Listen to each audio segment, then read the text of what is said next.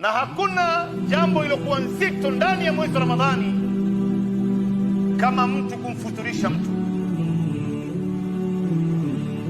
Wewe leo ukimfuturisha mtu mmoja, saumu yake huyo bwana utapewa wewe ya siku yake nzima, pamoja na yako ni saumu ya siku mbili hizo, na yake haitopungua hata chembe. Sallam anasema sallallahu alayhi wasallam, man fattara sa'iman kana lahu mithla ajrihi min ghairi an yanqus min ajri as-sa'imi shay'an. Mtu yoyote mwenye kumfuturisha mtu alofunga atalipwa thawabu ya siku yake ule bwana, bila yule bwana yake kupungua hata chembe. Ukifuturisha watu wawili, ina maana kwamba wewe una saumu ya siku tatu, yako wewe na watu wawili ni siku tatu. Ukifuturisha watu 10 una saumu ya siku 10.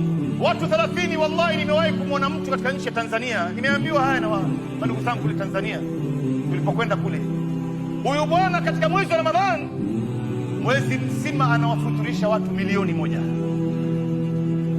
Hatukuambii ile ration ya chakula ambayo anapeana kila siku ya mamilioni ya dola. Hatukuambii misikiti mingapi inapikwa futari na daku. Hatukuambii nyumbani kwake naye wanakuja wageni wangapi.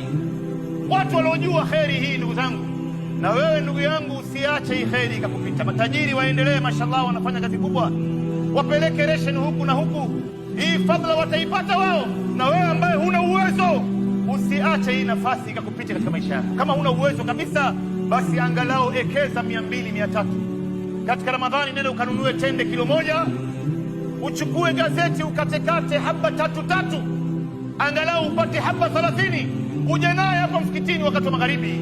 Kila anayeingia mpatie. Wewe una thawabu ya siku 30, pamoja na yako ni siku 31.